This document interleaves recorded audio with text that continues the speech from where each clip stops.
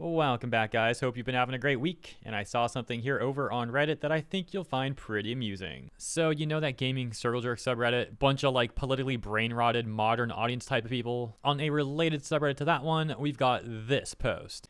This games industry bloodbath is because of corporate mismanagement and pure unrestrained avarice. Don't let anyone tell you otherwise. The full post going on to read.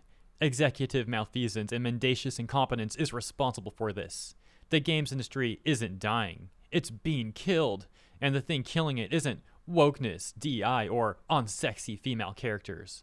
The games industry eats people not because game development is bad. It's not. It's an incredible art form created by those with real passion. It eats people because it's being driven by people who see other human beings as things. It treats people as disposable. Corporate greed kills all good things. I love games. I love game development. I love game devs.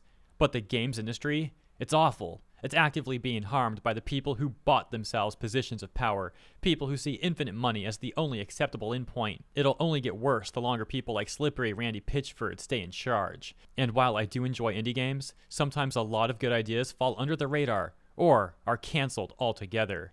For every Balatro, Stardew Valley, or Animal Well, there are dozens, if not hundreds of indie games getting pushed to storefronts, not making a dime.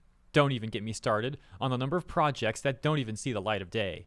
TLDR, the industry is kinda terrible. Once again, it's hilarious how these people are in such denial about admitting how things like DEI policies can negatively impact the games industry. There's also just like immense cope and pathetic arguments being made in this post. For example, trying to act like all game devs are just real passionate people. That's just not true. There are definitely devs that are passionate, but not all of them are, and some of them definitely get into the industry for the wrong reasons.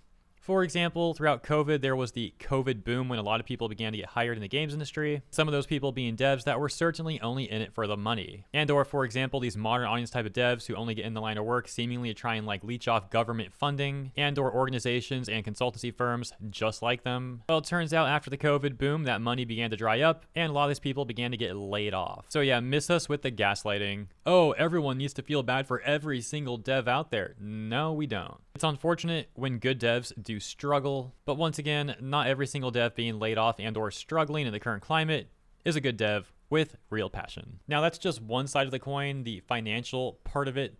There's also the ideological part where we've seen many devs getting into the industry or suddenly after years like becoming this way. What I'm referring to is of course how they use the games industry to push very specific political rhetoric onto people. And then when gamers see right through that and are like, yeah, no thanks, I just want to enjoy games, not listen to all your crazy rambling. Then those games flop and then, oh, shocking, layoffs are on the way after. And then they get all mad at gamers, call them chuds, and all that other really lame and pathetic stuff. At the same time, yes, there's definitely been issues with executive management up at the top and corporate greed, predatory monetization, and things like that. The thing is, gamers can and do acknowledge those issues while also acknowledging the issues on the development side of things as well. And that level of nuance is something the modern audience types are completely devoid of. Ultimately, I just find it interesting how they're constantly in denial about this stuff. And I'm curious what you think about this one in the comments. So as always, thank you for tuning in. If you enjoyed my coverage, please also consider liking and or subscribing. Appreciate ya, and I'll see you in the next one.